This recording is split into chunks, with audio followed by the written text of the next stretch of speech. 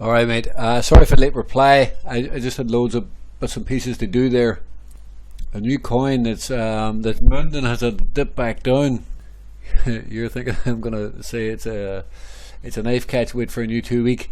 Well, you know, I always do try and be safe. Well, most of the time, as best as possible. It's not always easy. Sometimes the patience gets the better of me, and I like to jump on anyway. But it is looking like that. I mean, at this point, it does kind of look like price is going to drop down into this yellow 9 EMA, and that's where I would be looking to get interested in it.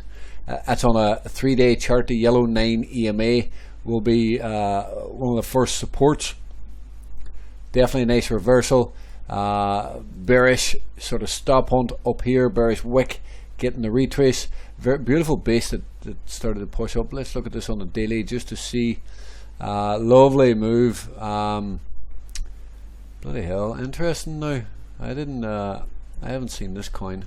If I would have seen this base, I would have loved that. I love these back up patterns, and this consolidation right here, God, it was lovely. I don't even think this is on my watch list. I need to update my watch list. Yeah, I mean, there's definitely no need to knife catch this week. Like you want to knife catch this weekend. And then, you know, yeah, you're dead right, is what I'm going to say, that it probably is best to wait for a new 2 week candle. Overall, I think the dip is likely a buy, to be fair. You know, it just doesn't look like that it's completely topped. I think a dip should be a buy, you know, to come back up and test the highs and go to new highs. That's the question. Is it, you know, monthly is nice and green. Does this have more downside is the ultimate question. You wouldn't think it's going to break below here.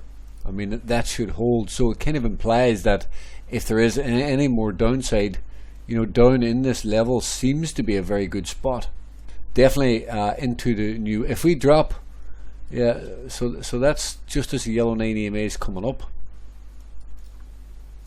If it does drop more over the weekend, I would be tempted to knife catch a little bit, maybe. That's a 3-day candle, as you can see here. You know, you want to see more downside on a new 3-day candle. That's in 13 hours time. So you want to see this continue down, and then it'll probably pop back up and reverse back up, and see if it'll probably stagnate for a bit, and then maybe, you know, get the move back up. So the next 3-day candle should, in theory, have more downside, and then it gets more interesting. So either that, or you can be trading a new weekly candle, which is only 2 days. What is it? 2 days away. Yeah, 2 days. These stop hunts are always a worry, and they can push price lower.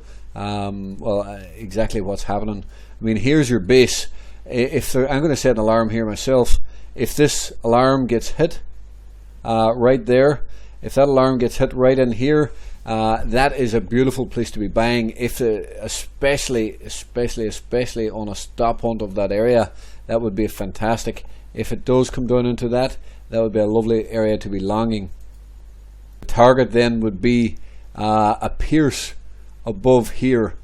You can see this high volume node right here. Price may be attracted back into that at a later date. At this point, you can see that. So if we you know, you get a 1, 2, no, there's your wave 3, wave 4, and we had your wave 5. So now we're getting a bit of an ABC correction. Probably,